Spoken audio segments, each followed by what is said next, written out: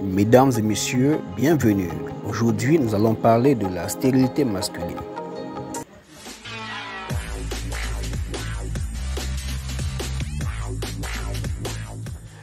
Mesdames et messieurs, distingués internautes de la chaîne YouTube du Dr Joya, bienvenue. Bienvenue à Bametra Cameroun. Aujourd'hui, comme d'habitude, nous allons parler d'un problème de santé de procréation. Nous allons nous intéresser aux hommes. Oui, les hommes. Les hommes sont aussi stériles. Les hommes aussi rencontrent des problèmes de procréation. Dans un instant, je vous reviens pour le développement. Mesdames et messieurs, merci d'être restés des nôtres. Aujourd'hui, nous allons toucher les hommes. Oui, par expérience, plusieurs femmes me contactent, se mettent à suivre des traitements, 1 mois, 2 mois, 3 mois, 4 mois, sans résultat. Et lorsque nous demandons aux hommes d'aller faire le spermogramme, nous sommes parfois choqués de constater que le problème même vient de l'homme. Alors, monsieur, si vous êtes en couple et que vous avez une femme qui a des trompes bouchées, des fibromes, des myomes, une synéchie utérine, une salpingite, une annexite, un polype, alors ne la regardez pas comme la maudite. Non. Oui, certes, elle a des problèmes qui peuvent l'empêcher de tomber enceinte, mais et vous, quel est votre statut? Oui, mesdames, oui, messieurs. Monsieur, allez-y faire un spermogramme. Le spermogramme, c'est cet examen qui consiste à analyser l'échantillon de votre sperme pour voir si vous pouvez féconder une femme ou pas. Ne dites pas à votre dame, j'ai eu 2 enfants avant de vous rencontrer. Ne dites pas à votre dame, si tu veux, je vais essayer dehors, je vais te montrer que ce n'est pas moi le problème. Oui, vous pouvez être moyen, 10 sur 20. Vous rencontrez une dame dehors qui a 18 sur 20, alors il y a un phénomène de compensation. La forte fertilité de cette dame, parce qu'il y a des dames super fertiles, va compenser votre faible fertilité. Et vice-versa. Vous avez chassé une femme parce qu'elle n'accouche pas, elle est allée, quelques mois plus tard, on vous a fait comprendre qu'elle était enceinte. Oui, elle a rencontré un monsieur super fécond, ce monsieur qui a des spermatozoïdes qui font 3 jours. Vous, combien de jours font les vôtres? Vous ne pouvez pas le savoir, raison pour laquelle, ou encore pour laquelle, vous devez aller faire un spermogramme. Le spermogramme, c'est facile à le faire. Abstenez-vous de boire de l'alcool, de fumer de la cigarette, de boire des comprimés de médicaments. Et il y a 2 méthodes pour donner l'échantillon de sperme. La première méthode n'est pas favorable pour les religieux, ceux qui croient en Dieu, parce que là, on va demander qu'on se masturbe, on éjacule dans un flacon, on donne pour analyse. Oui, c'est une méthode sur le plan religieux qui n'est pas bien, mais qui est fiable parce que vous vous masturbez là, vous éjaculez, vous donnez au médecin, au biologiste, il commence l'analyse tout de suite.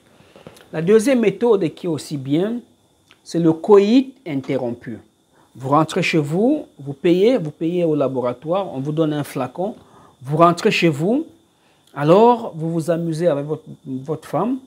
Au moment d'éjaculer, vous vous retirez, vous éjaculez dans ce flacon, vous fermez et tout de suite vous lancez un t-shirt sur vous, vous courez remettre ça au laboratoire. L'inconvénient, c'est qu'en courant, ça peut tomber. La température, s'il fait chaud dehors, il peut y avoir des variations de température. D'accord, de toutes les façons, il est important, quelle que soit la méthode que vous utilisez pour donner le sperme, de faire un spermogramme.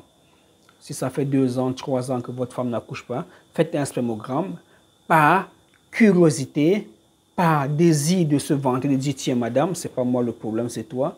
Et parfois, vous êtes choqué de ce que dit votre spermogramme. D'accord, parfois vous êtes azospermie, absence de spermatozoïdes. Vous ne pouvez pas faire d'enfant Et vous n'allez pas croire, accepter ça parce que vous avez eu des enfants avant. Oui, il s'agit d'un cas de stérilité secondaire. J'ai eu affaire à un enfant et maintenant je ne peux pas le faire. Oui, vous pouvez avoir un cas d'azospermie. Vos testicules n'ont pas évolué depuis l'âge de 8 ans. Vous êtes passé de votre âge de 8 ans, 9 ans, 10 ans à l'étape d'adolescent. Les barbes ont poussé, les muscles, les pectoraux, la taille. Mais les testicules sont restés comme ceux ou encore les testicules d'un enfant. Atrophie testiculaire. Vous pouvez voir qu'à cause du métier que vous exercez, conduite automobile, engin de chantier qui vibre, vos testicules se sont dilatés. On peut avoir une atrophie testiculaire, une augmentation de la taille des testicules. Alors, cette atrophie, diminution de la taille des testicules, cette dystrophie ou bien hypertrophie, atrophie, vont influencer la production des spermatozoïdes. On peut se retrouver dans une situation où vos testicules produisent les spermatozoïdes. N'oubliez pas que les spermatozoïdes, ces petits têtards qu'on ne peut voir à l'œil nu, sont produits dans les testicules. Les testicules sont à l'extérieur du corps de l'homme.